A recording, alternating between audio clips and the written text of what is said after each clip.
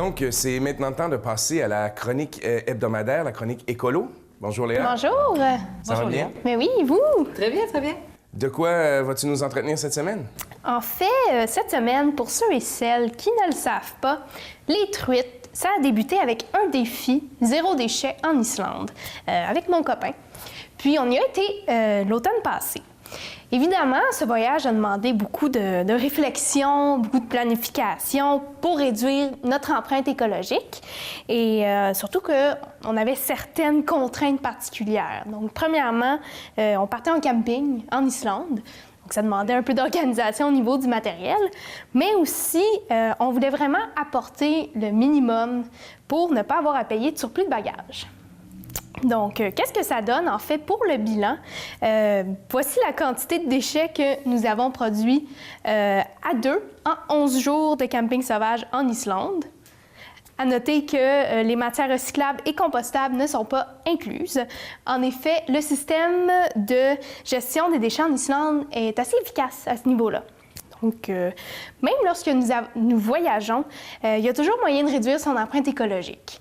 Et c'est pour ça qu'aujourd'hui, les truites, on s'en vient proposer quelques trucs pour réduire son empreinte en voyage.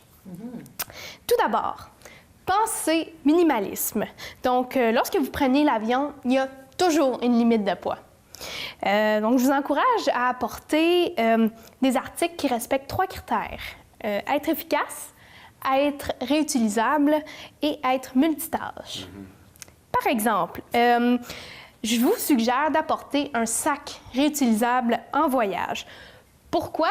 Parce que, premièrement, le sac est multitâche. Il va aussi vous servir de fourre-tout pour n'importe quelle occasion. Et en plus, ça va permettre d'éviter l'utilisation d'un sac de plastique si on fait un achat en voyage. Ensuite, je vous suggère toujours d'apporter une gourde de métal. Donc, que ce soit dans un tout inclus ou partout ailleurs dans le monde, par exemple dans les hautes terres sauvages islandaises, va vous permettre d'éviter l'achat de bouteilles de plastique. On le sait, on en a parlé beaucoup dans les nouvelles ces derniers temps. Les bouteilles de plastique sont très polluantes. Puis en plus, les gourdes comme celle-ci en acier inoxydable vont permettre de garder vos breuvages au frais, même s'il fait 30 degrés sous les tropiques.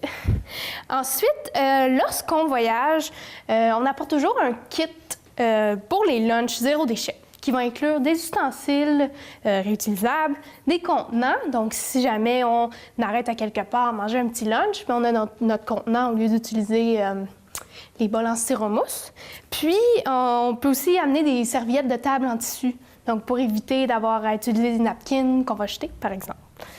Un des éléments auxquels on pense vraiment rarement, mais qui a un impact vraiment considérable, c'est les pailles. Donc, seulement aux États-Unis, chaque année, ce sont plus de 1,5 milliard de pailles de plastique qui sont jetées. Donc, je vous laisse faire le calcul pour à l'échelle planétaire.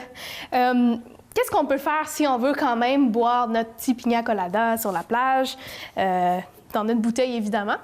Tout simplement refuser la paille, c'est possible, ou bien s'apporter une paille réutilisable comme celle-ci.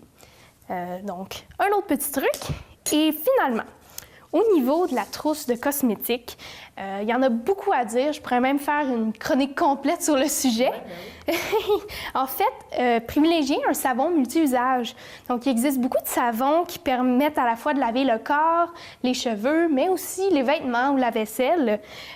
Puis, en plus de réduire l'espace utilisé dans votre trousse de cosmétiques, ça permet aussi de réduire la quantité de bouteilles de plastique qu'on va utiliser, par exemple.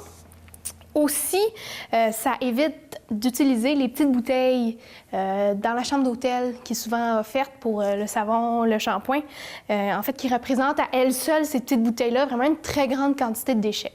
Donc, évidemment, on veut toujours penser à réduire les déchets. Et finalement, lorsque vous partez en voyage, dites-vous que vous avez le droit de refuser.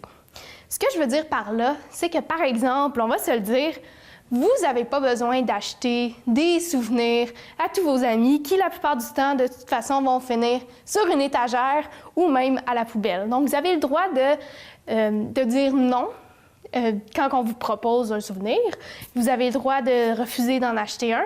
De toute façon, on va se le dire, par exemple, des photos, c'est bien mieux que des souvenirs. Matériel, je veux dire.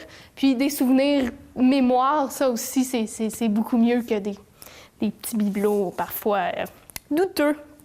Et alors, pour le mot de la fin, où que vous soyez dans le monde, soyez conscient que vous laissez une trace. Les truites vous encouragent vraiment à voyager intelligemment, que ce soit dans un tout inclus ou ailleurs.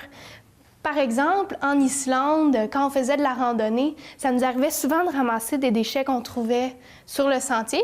On les rapportait avec nous pour les jeter dans une poubelle de retour en bas. Donc, soyez respectueux du pays qui vous accueille.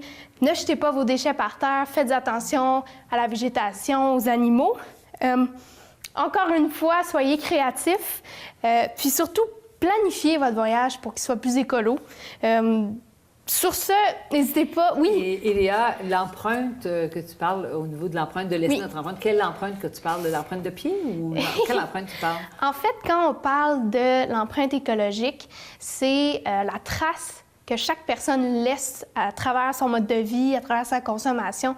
Donc, ça peut aller vraiment, par exemple, quand on parle de l'empreinte qu'on laisse en achetant une bouteille, par exemple, ça va du moment où est-ce que la bouteille est produite, fabriquée, jusqu'au moment où on va s'en débarrasser, qu'on va l'acheter.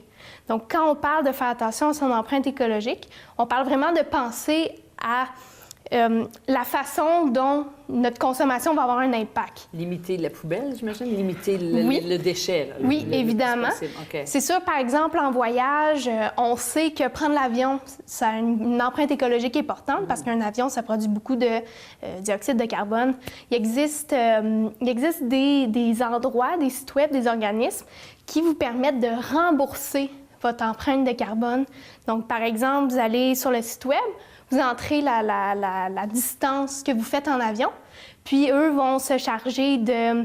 en fait, ils vont vous faire payer. Donc, vous faites un don en rapport avec la distance que vous avez parcourue, puis ils vont planter des arbres après ça. Donc Alors, on a la conscience tranquille. On paye, on a la conscience tranquille. Oui. Ah, OK. Ah. Donc, c'est ça qu'on veut dire par empreinte écologique. C'est vraiment la trace que vous laissez, qu'on ne voit pas physiquement, mais qui est quand même là à travers toutes nos actions qu'on fait.